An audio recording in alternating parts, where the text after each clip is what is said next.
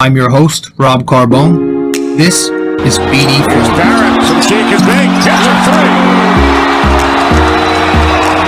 Stands alive in the crowd. Hang on to the roof. Goodbye. Anthony for three. That one goes down. Gotta put four fingers up when Torres comes to the plate. All right, let's get to it.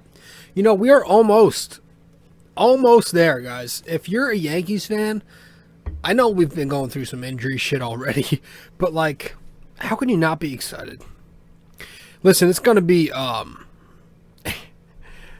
you know, I guess like as, you know, critical as a fan as I am, as pessimistic as that's what I'm deemed as pessimistic as I can be. It's just to have the 162 back, to have fans back in the seats. It's going to be awesome. So that's something I'm excited for. We're going to talk Yankees on. We're not going to talk Yankees in this episode because we've still got some Knicks to touch. But the Yankees are opening up on Thursday, so I just wanted to bring that up really quick. You know, the schedule for this podcast is going to remain the same. I do Yankees episodes after the end of every series. And as for the Knicks, I cover the Knicks at the end of every 2 games. And so I was looking at both sides here. The rest of the regular season for the Knicks does not overlap with any of the Yankees games during that span. So no episodes will have to be overlapped or anything. So that's the good thing. So we have 12 more episodes, if I'm correct, for the Knicks from here until the end of the regular season. Now, once the NBA playoffs start, if we make it, we'll have to see what the schedule looks like there and what route we'll go. But for now, you know, from now until the end of the regular season in the NBA, which is late May, so from now until late May, I'm going to be doing the Knicks episodes on normal schedule and the Yankees episodes on normal schedule as well. So they do not overlap for a long while. So for the remainder of the season for the NBA. So that's the good thing here. So expect the first Yanks podcast to be right after that Toronto series on Sunday. So yeah, we open up against Toronto from Thursday to Sunday. And the Knicks will keep doing.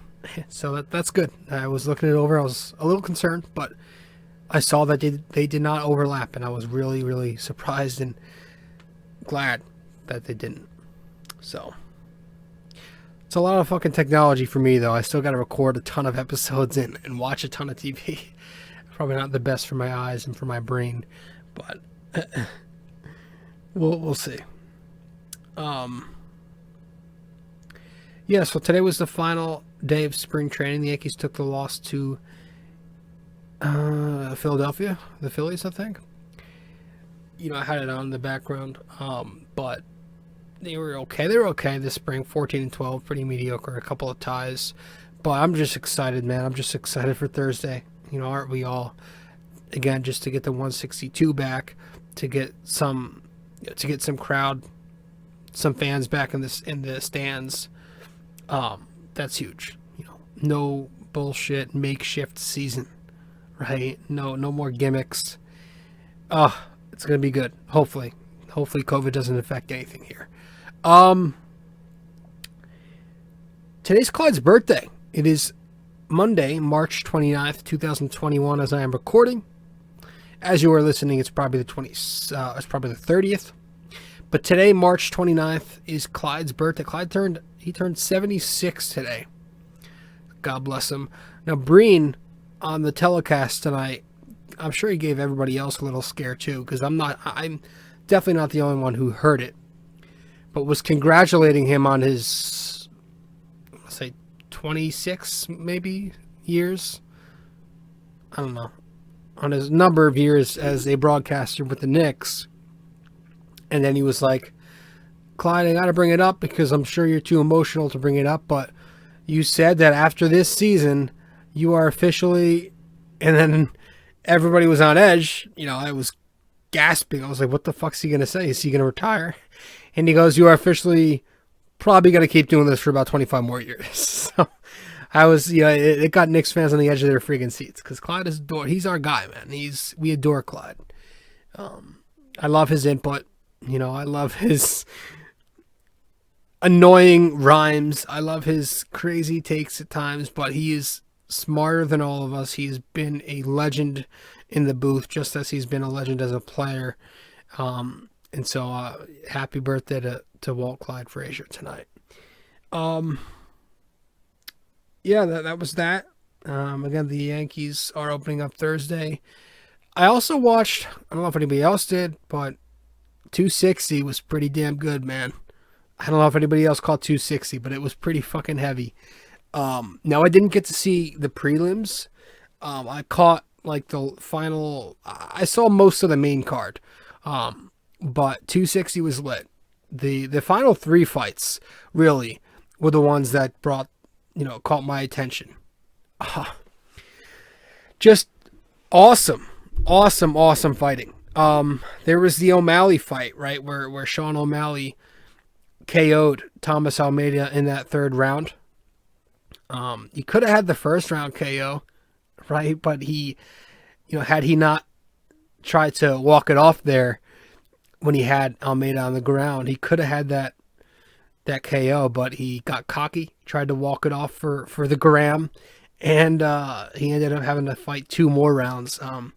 But later in the 3rd, he got the finish on Thomas. But again, he tried walking it off. He had him on the ground. He tried walking it off, but it wasn't over. Ref did not call it yet. But then he actually finished him off. He jumped back on him. He threw a left on him. That dropped him. He threw a left on Almeida. That dropped him. Then he started to walk off, and then he realized it wasn't over. Then he got back on him, and he landed a big punch on Thomas, and that was it. So he's 13-1. He's still going with the whole "I'm undefeated" shtick, obviously because of the weird way he lost with the injury last time. But whatever. He's always a fun character to watch. Of course, in the octagon, he's fun to watch. He's long, very creative out there. He was switching stances often on Saturday night. Just like he was saying in the presser how that was just to keep Thomas Almeida guessing. And he's creative out there, man. He's fun to watch. And he's a good puncher. He's athletic. He loves doing those spinning kicks. He loves spinning back kicks. I think that's what it's called.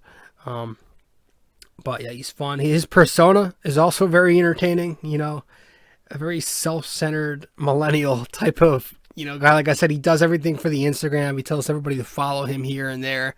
He says he's his own biggest fan. And he constantly watches tape of himself. He's an interesting character.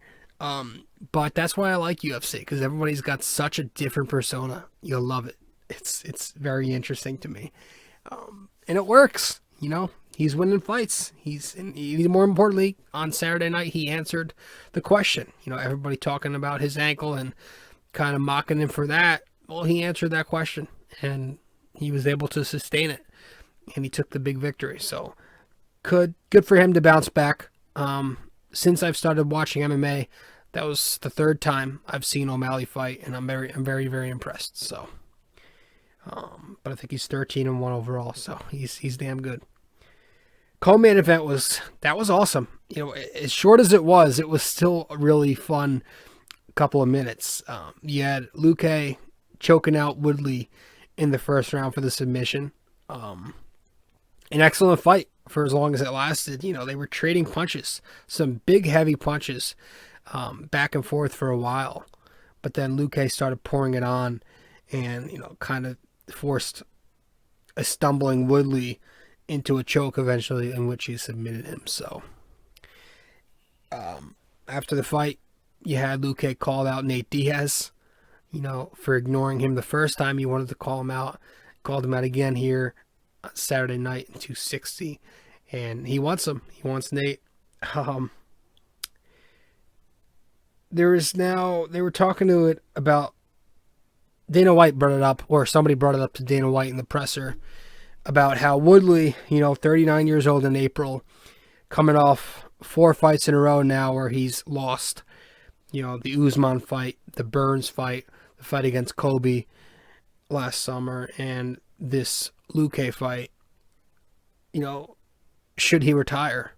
Should this be it? White was kind of suggesting it. He kind of hinted that he wants him to think about it. I don't know how that works. Maybe Dana's going to drop his contract, terminate it. I don't know how that works, but yeah, it's got to be rough for any MMA fighter, not just Woodley, to be on a losing streak like that. And because you're a fighter, you don't fight. Your fights are far and few in between, right? They are far apart. You got to wait several months before you get back in the octagon. So I can't imagine what that's got to be like when you're on a losing streak, where you win or where you lose 3 or 4 in a row, and then you're just feeling so bad. Like, am I ever gonna win again? Am I just terrible? I'm useless. I'm good at nothing. It's hard to get out of that mentality, but I'm sure some of these guys are so confident. But I can't imagine how frustrating that must be to have to wait so long to get back out there. So I don't know. Maybe Woodley comes back out there and gets an easier fight just to end on top. I always, when they were talking about it, I'm like, I know that feeling. Not as a fighter, but playing sports in high school, I was the same way. I was very competitive. Each time I had a bad outing as a pitcher, I would criticize the shit out of myself until I was back on the mound. It doesn't matter what I did. I could have been 8-1 or something like that, right?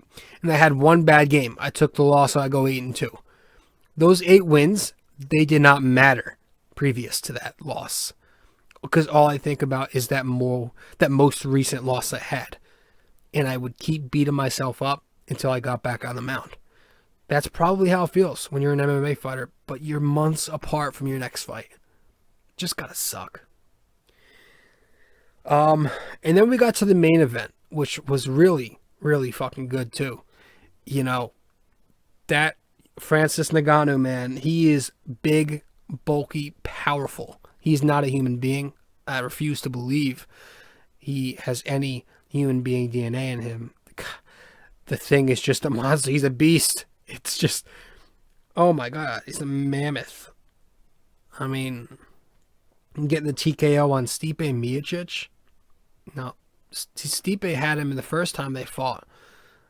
He beat him, but this time around, Ngannou TKOs him in the second round, and it was a fucking powerful barrage of fists just raining down on Stipe from Ngannou. The first round comes and some good kicks. So Ngannou begins the first round with a heavy low kick, and Miocic kind of just circling around the octagon trying to slow the pace. But Ngannou then connected on a few body punches. Then he lands a leg kick. Stipe does to counter. But then to end the round, Ngannou strikes him on the head. And he takes the 10-9 score after 1.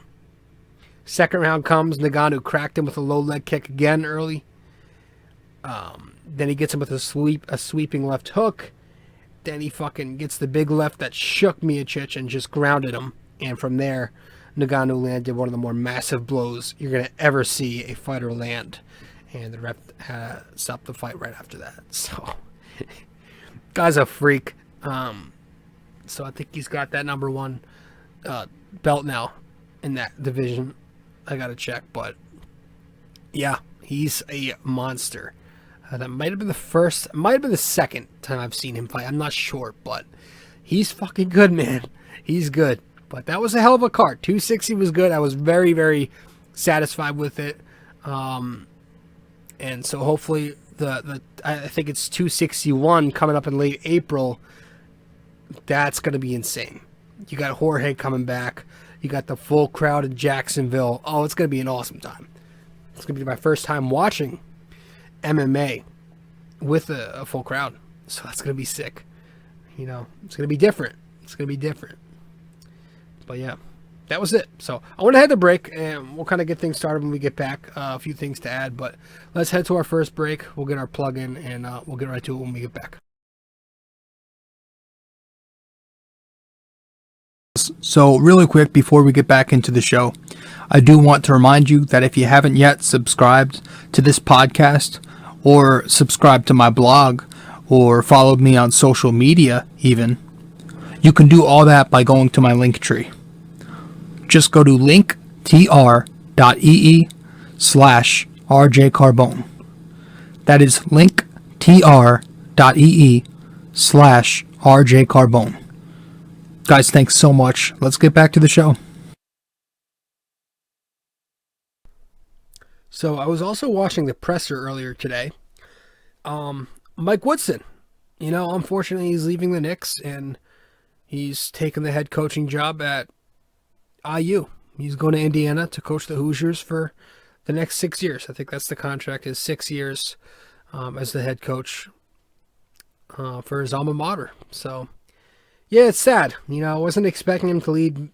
I wasn't expecting him to leave at all, because I think there was a report a few days ago saying he was not going to be the head coach there. And then all of a sudden now he is. And reports can be very inconsistent, but to leave mid-season, that sucks too. I didn't think he was going to leave midway through the year, but I guess it makes sense as a head coach. But I'll always be thankful for Mike Woodson. He's a good ass dude. I've always liked him. You could just tell he's a good human being, not just a good coach, but he just seems like a really good person. He's a humble guy. He's an old school type of dude that you just have to respect. And Bream was talking about it on the telecast tonight. Players know where they are with Mike Woodson. They know who he is. They know how he operates and how he works. And they got really good relationships with the guy. And he's been a big reason, that this Knicks team has developed this positive culture this season. And, a big reason to why they're playing this hard defense and they're gritty.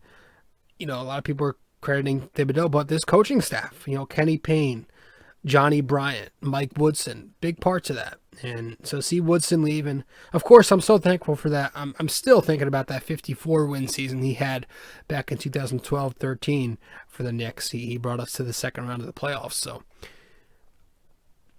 third round, right?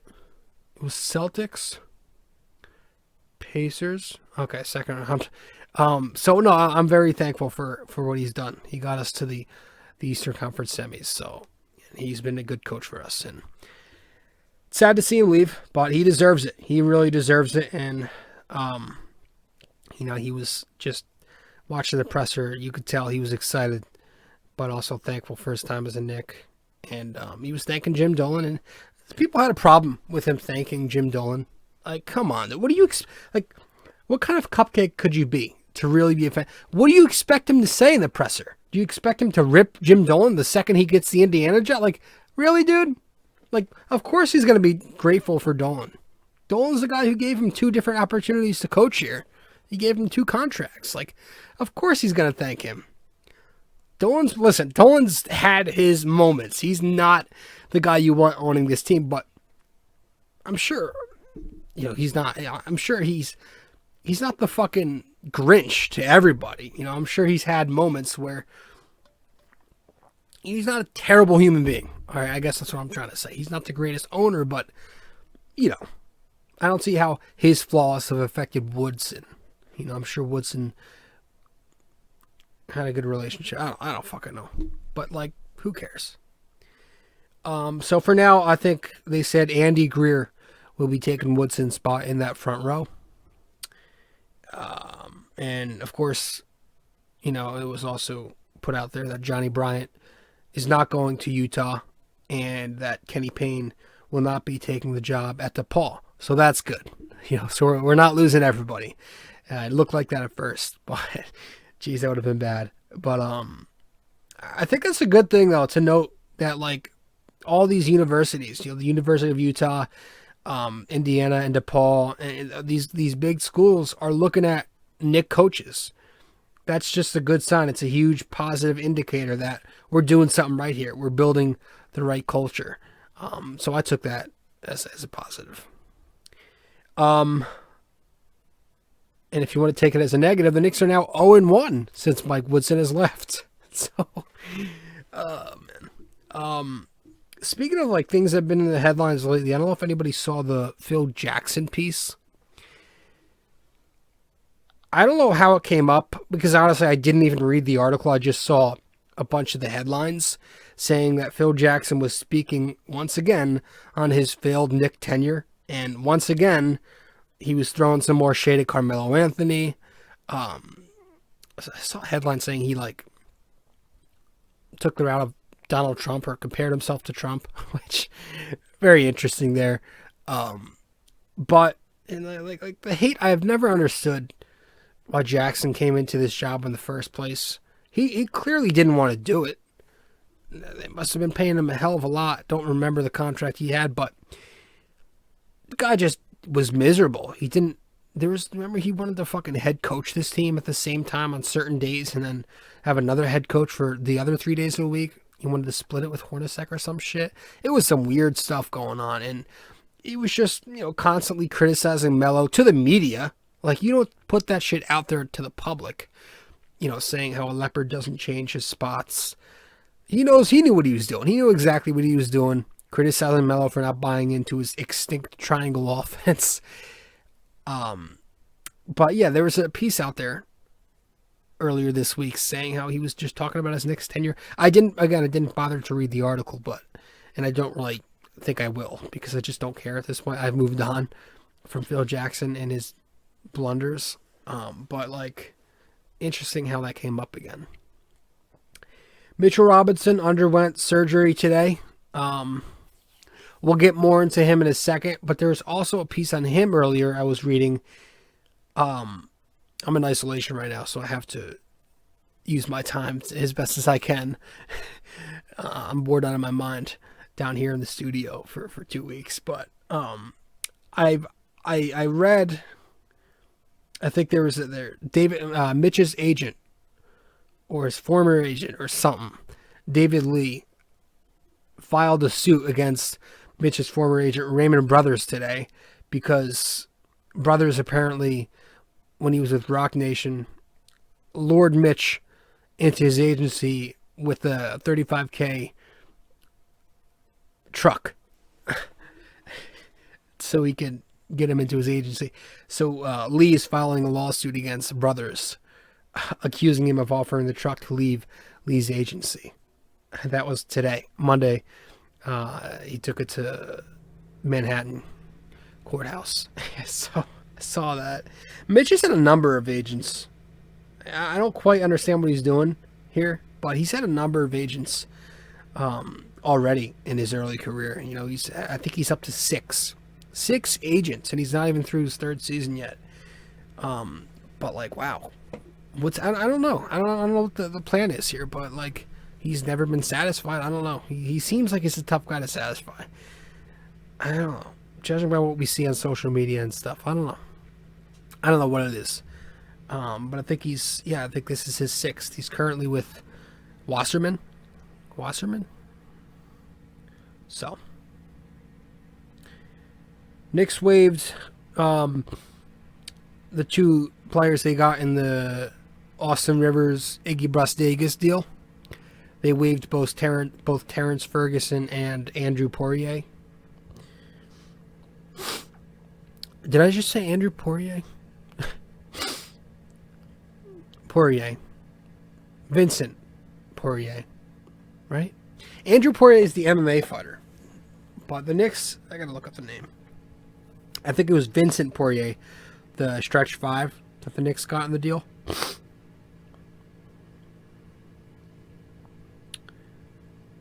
Let me look. Yeah, the dude who played with Frank in France. Okay, so they waived both of them, obviously just to clear up some roster spots. Hopefully they can use one of those roster spots to, explore the buyout market and add a big man. A good big man to add would have been LaMarcus Aldridge, although he's more of a 4. But apparently he's in Brooklyn now, so he's going to go play for the Nets, and they're going to keep doing that super team bullshit, so that's wonderful. All right, we'll get right into it. No, I don't want to further waste anybody's time. Sorry. Excuse me. So let's get to break again, and as soon as we get back from our plug, we will get right into these last couple of games, and we'll dissect some things here. Be right back.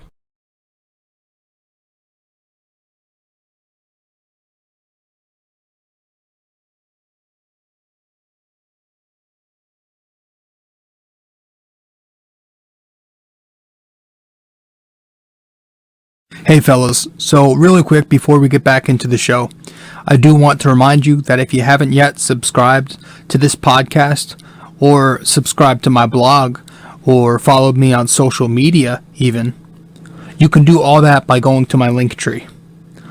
Just go to linktr.ee/rjcarbone. That is linktr.ee/rjcarbone. Guys, thanks so much. Let's get back to the show. All right, so I don't want to harp on this game too much or talk about it. It was a victory. It was an ugly victory, but it was a victory. But I don't want to go into it for too long, just because it's, wasn't that exciting of a game and it was old news. But against the Bucks a couple of nights ago, the Knicks took the 102-96 victory in Milwaukee. A few minutes before the game, found out Julius was not playing. Neither was Reggie. Obviously, Mitch went down 6 minutes in. But no Julius, no Reggie. It sucked. But then you find out Milwaukee were not only without Giannis, but no Drew Holiday and about several other rotation pieces. All but one of their starters and Brook Lopez and some guys off the bench not getting minutes due to injury as well. So basically the Knicks had gone into this one as the favorite or as the underdog, but probably became the favorite once they figured out they were basically playing the Wisconsin Herd. And the Bucks, they played hard with all those young Bucks out there. No pun intended. They played hard. They went zone all night. That was the one thing they did. They just, right out of the gate, they went zone, and they ended up doing it for the vast majority of the night. And the Knicks countered well. They countered with a season high in three-point attempts with 44, which is what you're supposed to do when you're facing a zone defense. And that was actually I was reading in an article, that was their second most three-pointers they've attempted in a regular season game in their history. Nuts. So shooting threes, they only had 8 attempts at the stripe, but that's what's going to happen when you're not attacking the rim and you're shooting on the outside, trying to counter that zone. Plus, they probably knew they weren't going to get the whistles because they never do. It was rough though for a while. It was a tough game the entire time, to be honest with you. You had Giannis's brother, which I don't know how you pronounce his name. Is it Thanasis? Is it Donis? Whoever. And that other kid too. Jordan Nora. Those two just, not good players, let's be real. Going off on the Knicks. Just going for career nights. Step back threes. No look dimes. Momentum shifting buckets. They combined for 44 points together, 20 rebounds together, 7 assists, 3 steals, and they were 8 for 13 from the 3-point line, 62% between the two of them. Just torching the Knicks. Fortunately, the Knicks eventually figured out a way to prevail, and it was R.J. Barrett and Alec Burks carrying New York to triumph. 21 apiece for those two. R.J. also added in 7 boards and 7 dimes. Burks added in 10 rebounds and 5 assists. Later in the fourth, the Knicks looked like they had it in the bag. Finally, RJ hits a 12-foot runner with about 2 minutes left. This puts the Knicks up 5. But then the Bucks, Antetokounmpo's brother, going on a run here. Dude hits a fucking 30-foot step back. And then he flicks a slick no-look pass to Brook Lopez to tie the game at 95. Tibbs calls a timeout, and the Knicks execute. You have Rose on the driving kick, swings it to IQ. He swings it to Burks. He's open for 3. Bang. Mike Breen, bang. It was IQ's 5th assist. It was Burks' 6th triple of the night. And later, with about 40 seconds left, big hustle play by RJ defensively. Big defense there by him. He turns it over, trying to force a pass to Burks down low, but then chases down Giannis's brother from behind, picks up the steal, hangs on to the ball. Knicks hit their free throws and blouses. That's game. So it was a good, again, a win is a win, especially with this team. You're taking anything with you, what you can get, because you don't want to get too picky. We're having a hell of a year, so they move on to 24-22 at the time, going to the 4th seed. Rose returns 13 points on 6 of 15 shooting. He was all right, mixed bag, but it was just good to see him back out there. Tibbs limited Payton's minutes to 15. Probably had a lot to do with already having 2 non-shooters on the floor in Noel and Taj sharing minutes together, which was ugly. Please don't ever do that again. Don't want to see that more. It was gross. Defenses are just going to pack it in every time you throw those 2 out there at the same time. So hopefully Randall can stay healthy now. But you have Obi out there. He looked pretty good in 7 minutes. He was 3 for 4. His first basket in over 2 weeks. But his defense was very poor on Thanasis, Thonis, whoever the fuck. And, Kevin Knox got his minutes in the second half, and Knox did pretty good. Hit a 3, got to the line, collected a few boards, picked up a steal. The standards are so low for these guys that we have to take these as positives. I know, it's bad. But you had that. Frank rode the pine. But once Bullock gets back and stays back, he was back tonight, he returned. So hopefully, since he's back, Frank can get more minutes with that second lineup, so he can play off the ball more. If he's alongside IQ and alongside Burks in lineups with those two, I think he'll be much more better off. I think Payton should fill out an application for NASA, and we've discussed that before. But unfortunately, I don't think Frank's going to get his time now that everyone's healthy, and I think Payton's going to remain this because Tibbs is just hell-bent on putting him at point guard to start. But we'll see. Going to get to the second game now. I want to go to the I'm going to go to break. And then, we'll go to break one more time here. And when we get back, we'll talk about this fucking loss that took place tonight at the Garden against Pat Riley's Heat. Fucking Pat Riley. Be right back.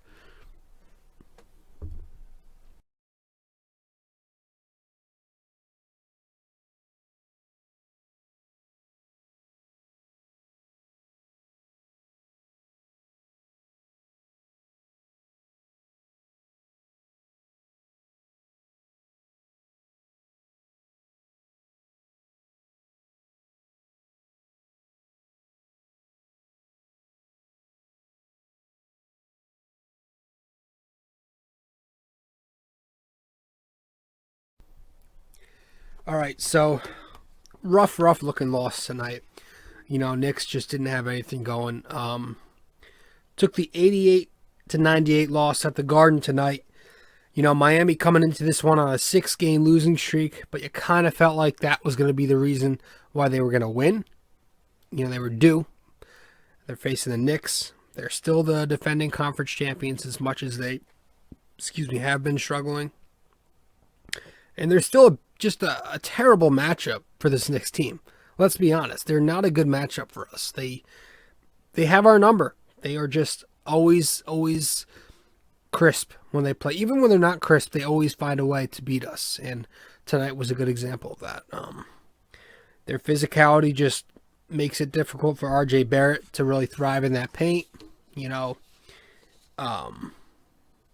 zone defense is taking away our mid-range. That's also why RJ couldn't get it going. That's why Randall couldn't get it going. They combined to shoot 38% tonight. They constantly blitz on pick and roll. Constantly doing that. That always gives us issues. Just a classic Pat Riley Miami Heat defended game. That's what it was. And again, forced not only RJ to a tough night, but other guards like Payton. Bullock was taking some repulsive looking shots. I don't know who he thinks he is, but he was taking Kobe Bryant-esque shots. It was ugly to watch. 1 for 5 from the field tonight. Just hit a mid-range.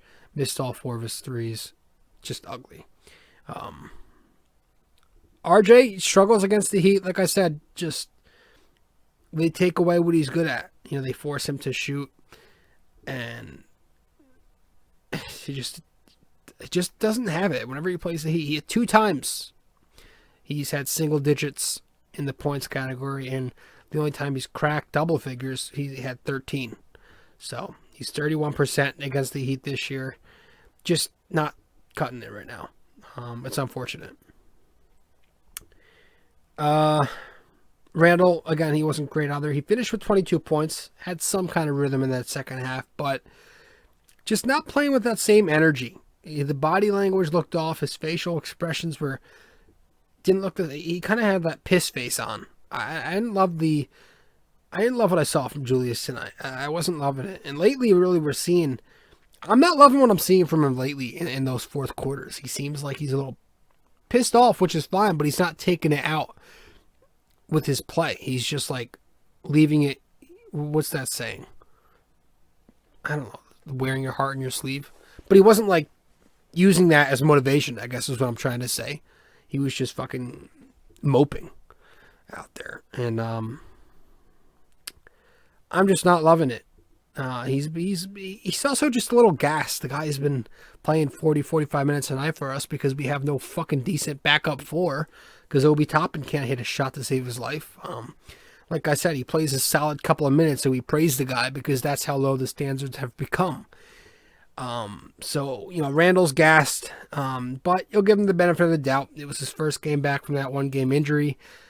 The thigh issue obviously still bothering him a bit tonight, so whatever.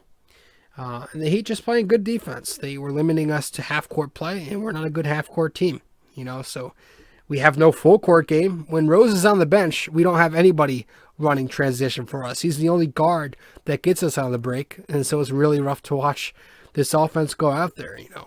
Elfrid Payton had 19 minutes tonight, and it still felt like it was way too much. I mean, he just doesn't get anybody going. He's not a threat to any defense out there. When he's not in the paint, he is completely useless. Rose had 16 points. He wasn't his greatest tonight. IQ wasn't his greatest tonight. He still finished with 12 points. They need the bulk of these 48 minutes at the guard position. They just simply do. It's no coincidence that every time he's off the floor, the Knicks play better. It's no coincidence that during this stretch of games for the past couple of weeks where Payton has been on and off the court with the hamstring injury, it's no coincidence that the Knicks' three-point percentage has risen.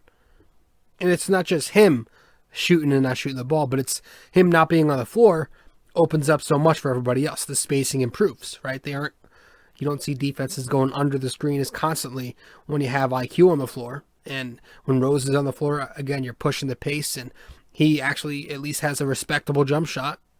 He's so bad. Once Elfrid Payton is off this Knicks team, I doubt, well, he might find an NBA team, but I doubt he'll find a consistent spot in a rotation for any NBA team. I doubt it. He won't be starting. We know. There is no other NBA team who will start Elfrid Payton. But you could also say he probably won't be a regular in any rotation either outside the Knicks. I don't know. I have to do some research, but I'm pretty sure most teams, if not all, won't even play him often. And here we are, giving him the start every single fucking game. Tonight, Frank can't score, but Elfrid can't score either. But Frank plays elite defense. Frank could have at least defended Duncan Robinson.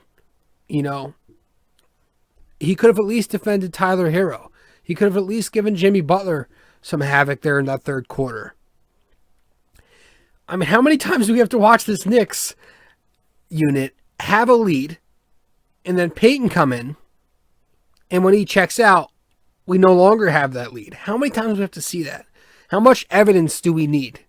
We're about 100 and something games in maybe of Payton playing alongside RJ and Julius, and we still can't figure that out, that it's just a clunky fit. It doesn't fit.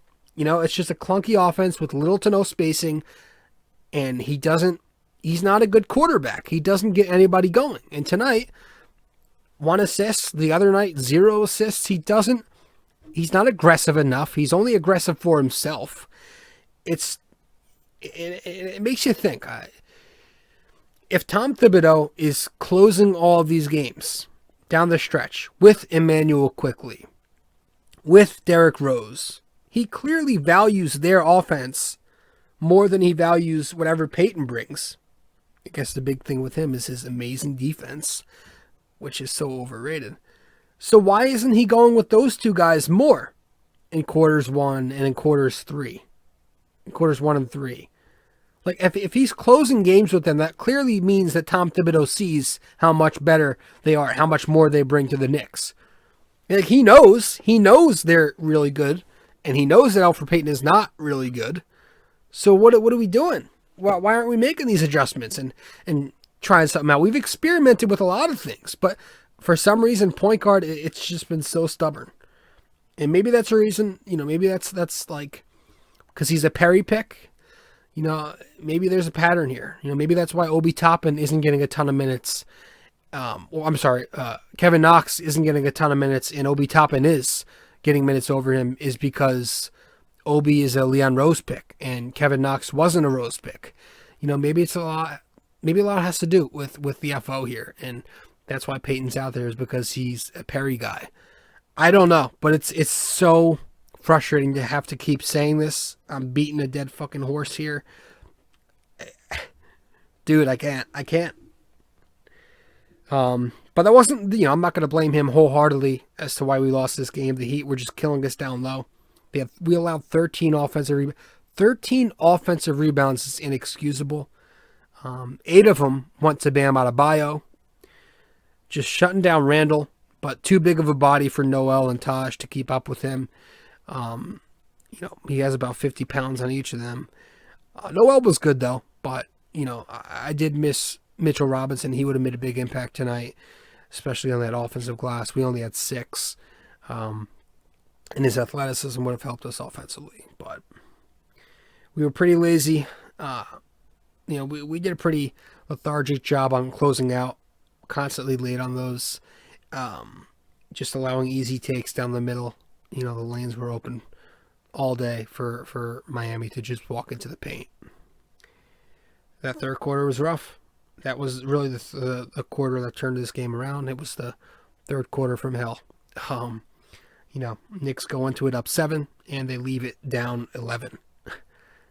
They took a 39-21 beating in that period. Jimmy Butler finishes with 27 points. 15 of those points came in the third. And they were doing everything on us. They were burying those timely threes, while the Knicks, on the other hand, were missing threes, missing free throws. That's just, got to stop missing free throws. 28% from 3, 60%, 12 of 20 on free throws. Again, Elfrid bad, Reggie terrible. Just nobody could get open tonight. The Heat were on top of us. They were trapping everything and forcing us to outshoot them, which we just simply don't have the personnel for. And, Burks, who's been really good of late, quiet tonight, just 4 shot attempts. And they were on top of him. Hard to get him open, but I still felt like we should have fed him more. We should have gotten more involved. But Tom Thibodeau didn't adjust to those traps, and his rotations remain a concern for me. Why Elfrid Payton is in these lineups that we can't shoot with, I don't know. Why don't we try Knox and Randall at the 4-5, or Obi and Randall at the 4-5 more, or some kind of combination between those two at the 4-5? Can we do something here? Some kind of shooting to counter these zone defenses they throw at us? Something, please? And stop going with these lineups that limit our offense? I don't know, man. I don't understand it. It's tough. Really tough. But yeah, there's one thing tonight I took, is that we need a big. And we need a point guard that can play. And we have 2. Derrick Rose and Quickley, but they remain coming off the bench. I know you want the balance, but you could still have a balance if you put one at the starting spot, the other off the bench, kick Peyton to the curb, bring Frank back into the rotation to play alongside that second unit, and there you have it.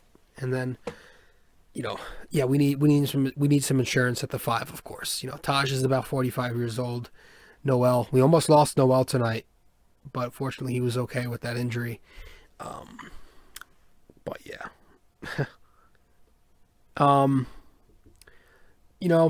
Alec Burks has been good lately. And I know tonight was a rough night for him, but I want to bring him up really quick because we were talking about him last episode, saying how should the Knicks bring him back, and if they bring him back, what's the contract looking like? Is it like a $6 million deal, right? A $6 million deal this year? So you bring him back. This is considering he keeps thriving, and he's been thriving of lately because as he's getting more on-ball opportunities, he's able to create for himself more, and that's where he's best, as that shot creator. And now that Reggie's back, Burks can go back to the second unit and help give that bench some shooting. Give them an offensive boost. So that's going to be nice. But if they're to bring him back, I wouldn't mind doubling that salary for next year. Give him a 1-year deal for about 12 or 13 mil. But I have to look at the rules of the CBA. I don't know if they allow back-to-back 1-year deals. I'm not sure, but I wouldn't hate bringing back Alec Burks. He can shoot. He's given us 12 to 14 points a night. So hopefully he can bounce back because we have a pretty soft schedule coming up for the next 3 games, which is rare. So RJ Barrett tonight struggled, but again, he's having a good year. He scored 20 points the other night. He's been scoring a lot of 20-point outings, a lot of 20-point efforts from RJ lately. Even when they're coming, the thing I like is he's had a couple of poor shooting nights lately as well, but he's still scoring 20 in most of them. And that, to me, shows consistency. It's showing that even when he's struggling with a shot, he's still finding a way to where you look up at the scoreboard and he's got at least 20 points. That to be for that to become a norm, that's showing that he's become a consistent scorer. So once he becomes an all-star, man, I think he's going to get some really, I hope, I should say, because I don't know. But once he becomes an all-star, and I think that'll happen year 4, bank on that, I think that RJ Barrett will hopefully get some more respect from officials. Again, hopefully, not think. I hope that he starts getting more respect. Tonight, again, that play in the first half, he got murked. And nothing. Again, he already averages about 4.5 attempts at the line a game. While getting, guys are getting away with murder on him. And he's getting 4 or 5 a night. So, I think once he establishes himself as an all-star and has that reputation, maybe he'll get that respect. But, not worried about him. Just an off night tonight. The 3-ball has vanished again. He's kind of going through that stretch. Call it whatever you want, regression to the mean, law of averages, but hopefully he can start finding it again. He was unrealistically hot for a while, so I was expecting some kind of regression, but hopefully he could still hover around 33 to 35% by the time the season's over. We'll see. Manuel quickly has been great, so I've seen some things lately, people complaining about his efficiency. This is a rookie. This is what you're going to get from rookies. You're not going to get a 50 fucking 40-90 guy. He's a bit under 40%. So what? Rookies are going to, most of this is casuals, non-Knicks fans just finding a way to hate the Knicks. But, like, the kid's a rookie. He's going to have poor shot selection at times, right? That is completely normal. Look at RJ Barrett in his rookie year. He was not taking the best of shots. And now look at him. He's been so big in the fourth quarter, I don't see how you could critique this guy that much. He's been huge for us in the fourth. Big momentum shift in baskets. Those deep 3-pointers that just carry us onto these runs. He's looked it up earlier. 32nd in fourth quarter scoring. This is excluding tonight's Miami game. But 32nd in fourth quarter scoring in the NBA out of almost 500 players on NBA.com. 32nd out of 494 guys. That's good. That's damn good. It's a pretty big percentile there. Kid's super talented. Just lay off with the efficiency issues. There's always someone picking at something. I mean, come on. Look at Anthony Edwards. What's he shooting? 30%? Come on, man. It's going to happen. Knicks have themselves a good player here. And a good solid core. If they can keep these four guys, IQ, RJ, Julius, Mitch, together and satisfied, and they pay them, that's a damn good core. And you throw in Lonzo come the summer, maybe World Wide West get some, talking in the back room with the VAR to get that contract at, somewhat of a bargain. Maybe we get him for less than the $20 million annual value he wants, Ball. He says he wants to play in New York. We're hearing all these all this hearsay that he wants to be in New York and doesn't love New Orleans. Ideally, I'd try to stay around 17, 18 million for someone like Lonzo, but with his potential and his age, I wouldn't not throw 20 if worst came to worst. So hopefully they can, hey, that's, I don't want to get too ahead of myself, but Lonzo Ball alongside RJ Barrett, setting him up in those catch and shoot scenarios, throwing Mitchell Robinson those lobs, somebody who could definitely get Obi Toppin going, I think. Really see him fitting well with him. And if we bring Rose back and have Lonzo, they could fit nicely in lineups. I think it'd be fun, because Lonzo can switch off the ball too. But we've discussed that enough. There's not really anything else you could add to it. So I want to move on to Mitch, though, because, we're talking, big men and who we want to take a flyer on and everything. Because obviously Mitch with the broken foot, he's out for, I want to say he's probably out for the year. They don't have an official timetable, but being realistic about it and not trying to keep your hopes up, he's most likely not going to be back this regular season. It's a shame. You feel bad for the kid, man. He was so excited to get back. Finally does after missing 15 games. Looked like he was just finding his footing, and boom, he's out for the year, and it sucks because it probably diminished his value a little bit if you're Mitchell Robinson. There's 1 year left on the deal, but the Knicks, he's eligible for extension this offseason. So in the summer, you're thinking, if the Knicks throw him a deal now, it's based on potential and not exactly results, right? This avoids him asking for the bag next year, if he breaks out and starts putting up 15, 10, 3 blocks, and asks for, for the max. But if the Knicks do it this summer, right, because I really believe that he will become a guy who could put you 15 points, 10 rebounds, 3 blocks a night. I really still believe that if he's fucking healthy. The frame he has is so slight, it does worry me a bit, but I believe he has that potential. He's got the potential to be that guy, a Rudy Gobert type of guy. So I think if you're going to throw him the extension, you might do it this summer. You throw him something like you got $60 million in cap space this summer. Use some of that. Maybe throw him, I don't know, 12 to 14 a year for the next 4. That's a bargain, man. That is a bargain. For what he's gonna give you. And he's produced pretty good so far, but his ceiling is up there. I really believe in him. He's got to stay healthy. So what's the worst? There's no negative to it. You have the cap space to do so, and that's a bargain of a deal for somebody who has got that ceiling. Excuse me. But for now, what are we doing at 5, right? Are we going Noel and Taj the rest of the year and just praying and hoping that they stay healthy? That's a risky thing to do. I think you have to go and get a 5. You have to explore this buyout market. Unfortunately, the Mitchell Robinson injury came a bit too late. Sounds like a dick thing to say, but you know what I mean. Because Andre Drummond is now headed to LA. Presumably, he's going to LA. Would have helped. If the Knicks could have threw him $10 million, that would have been nice. But I kind of expected him to. I just had a feeling he's going to be looking for that multi-year deal. So it's whatever with that. And there was those concerns that he would occupy the same space as RJ and Julius. with his spacing become an issue. But he's going to LA. The guy I wanted up next was Gorju Dang. Unfortunately, he's headed to San Antonio.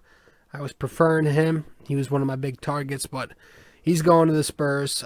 But I heard he had a big fallout with Tom Thibodeau at the end of his Minnesota stint, so maybe not the best option. Anyway, Berman said the Knicks are eyeing this kid who I've never heard of until I started looking up clips of him. Norvel Pell? Pele Pell? I don't know, but looking up some clips, he looks very raw, kind of like Mitch was in his rookie year. Pick and roll guy, rim runner, dives to the basket, lobs, hovers in that dunker spot, limited offensively. I don't want a raw, if we're going to look for a stopgap at the 5, I don't want a raw kid, right? I want a vet who's guaranteed to produce, like an established player, right? So no thank you there. I've heard those Kenny Wooten rumors too. Where is he? Houston. He's another one just too raw. I just want somebody who's ready, who you know is going to produce for you, because that's what we're trying to do. We're trying to get to the playoffs, and you don't want a guy you just don't know is going to give you anything. Plus, Wooten's more of a power forward. At least his size is. But there's not much out there, to be honest. Excuse me. It would be nice, again, if our number 8 fucking pick was somewhat decent. That could take the burden off us a lot, would solve a lot of our problems, but it's not happening. We've got Randall here, and I don't want to see Randall playing the 5. He's already gassed enough. He already looks pretty fatigued out there at the end of games, like we said, so I don't know if I want him running the 5 as a ton. You could do it, again, you could do it in lineups where you're trying to get some shooting in there, but I think full-time, we need another 5. Without Mitch, we do need something. Do we go Kyle O'Quinn? He's in Turkey at the moment, but he can be bought out. I loved O'Quinn. I thought he's a positive impact player. He was a big intangibles guy. He was fundamentally sound on both ends of the floor. Tough guy. Had that New York grit. I would like to bring him back. I wouldn't hate that. One that's likely is John Henson. He's okay. He's a veteran guy. Hasn't played since before the shutdown of last season. But he's a good shot blocker, a good rebounder. Not much on offense. He's working on a 3-point shot, but he's another guy who's very limited offensively. The defense, he's not the strongest guy. But again, you're scraping at the bottom of the barrel here. There's not much to really look at. You take him as a backup to Noel and Taj. That's all we need. We don't need a big to start. Tyson Chandler, he's out there. He's an old fuck though. He's like 38 years old. DeMarcus Cousins. A lot of people are high on him. A lot of people are low on him. I've seen some indifferent opinions there. I'm pretty indifferent there, but I don't know if I would hate it. I love his toughness. He's got that swagger that could potentially fit this New York team. He's a good rebounder. He's the big thing here is he's got that floor stretching ability, right? He could bring you with what no Knicks center is bringing you, the ability to shoot from 25 feet away. That's huge, that's big. So he definitely brings some offense. He definitely brings you the offense and the rebounding, the shooting. That's huge. But the thing with Cousins is his defense, ever since that big injury, he's not the same player. And his defense has gotten from bad to tremendously worse. He's atrociously slow out there. He's, there's no lateral movement left in the legs. Not the same guy he once was. And I don't know, with that bad defense, does Tibbs play him? Tibbs is only, again, you look at the Knicks, Tibbs is playing guys who give you defense. Is he the best fit for the Knicks? Is the way he's handled his rotations, Tom Thibodeau, is he going to be big on Cousins? If Cousins is giving up a lot of points on the other end, But if we get him and we only limit him to 10, 12, 14, whatever minutes a night, I'd take a flyer. Again, none of these guys I'm completely opposed to, because we need a body. We need a body down there. That's all we need, a body. So if we can get Cousins on the cheap, I would take it. It literally couldn't hurt, if you don't play him too much. And if the defense starts hurting you, you yank him. I've heard Al Horford, but I think he's with the Thunder, and they don't want to buy him out. I wouldn't expect them to buy him out because they're a small market team. They're trying to, save money, and they're probably going to wait until the season ends to trade him. He's sitting out the rest of the year. He would be a tremendous addition. I would like him. He does play on the low block, but he can shoot the three a little bit. So I don't expect that to happen, though. Again, I think OKC, Sam Presti is not going to do something stupid like that. And if the Knicks were to take him on, they'd probably ask for some picks because they've got about 1 billion picks if the Knicks were to take on that contract. But I don't see it happening. I don't see him trading I don't see OKC buying him out. No. They want something in return, so. Thon Maker? I don't know, man. I'm just trying to think of names out there. Is Kelly Olynyk out there? Somebody told me the Celtics waived him. Or the Heat. Where was he? I think he's with the Celtics. I don't know. Again, we are scraping at the bottom of the barrel. There's really not many enticing names just to think about. I don't know. If you have any ideas, just let me know, because I'm trying my best to be reasonable here and give anybody a shot, as long as it's just an extra body down there to throw in the dunker spot and help this team, rebound and play defense. But that's all I've got. I think we're set on everything we needed to say tonight. Knicks lose to the Heat, 98-88 at the Garden, 24-23. But a bunch of other teams in the playoff push did lose tonight, so that's a plus. I still have to check where we are in the standings now. Maybe 5th now. I don't know. I'll check. But next 3 games, we've got Minnesota, Dallas, and Detroit. It would be really good if we could get a nice 3-game win streak sparking back up again. 3 very winnable, don't want to say easy, winnable games. And as I said, at the start of the Wizards series, the 2-game stretch against the Wizards, I was saying from the first game against the Wizards to the next 7 games, this 7-game stretch from the beginning of that Wizards series until I think it's the Pistons who we conclude against, I would hope for a 5-2 Knicks team. At worst, I said 4-3. So far, 2 wins against the Wizards, a win against the Bucks, and a loss against the Heat. So we're 3-1. So looking pretty good. So if we can go, at this point, I would hope we go at worst 5-2. We have 3 very easy teams. Let's try and pick up some wins here. It would be nice to take 3, but 2 would do it. We'll see. We just got to keep winning. I don't like predicting losses. I want to fucking win. So let's get to the question of the day. All right.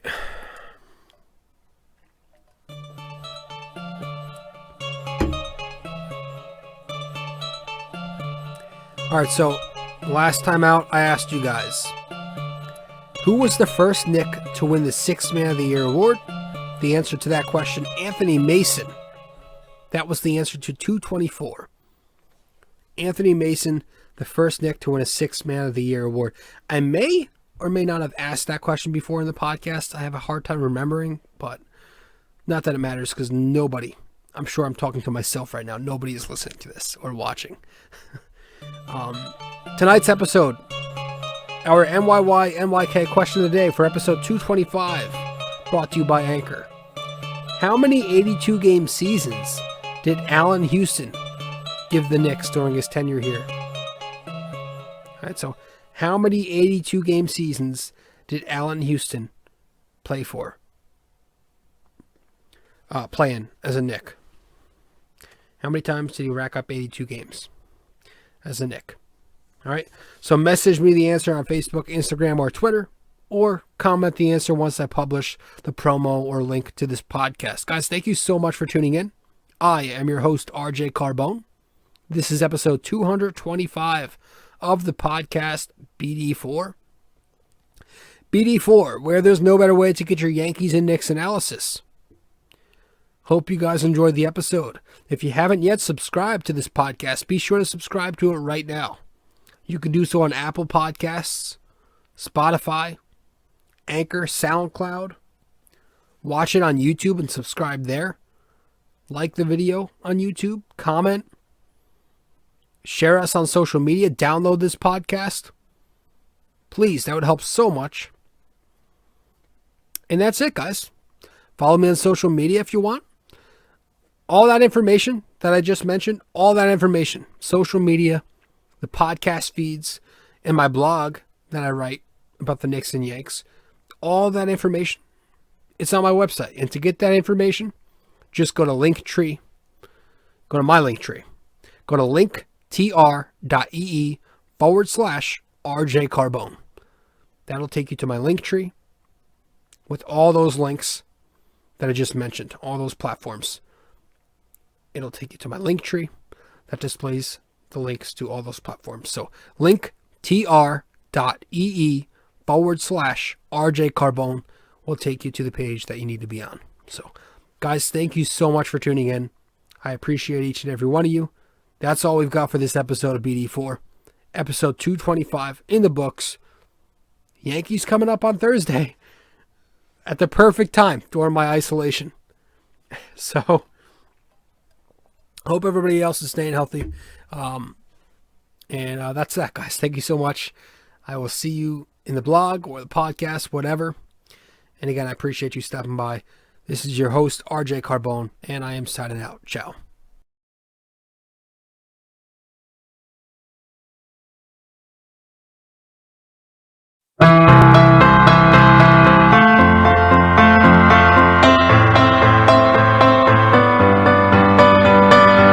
This podcast is sponsored by Anchor.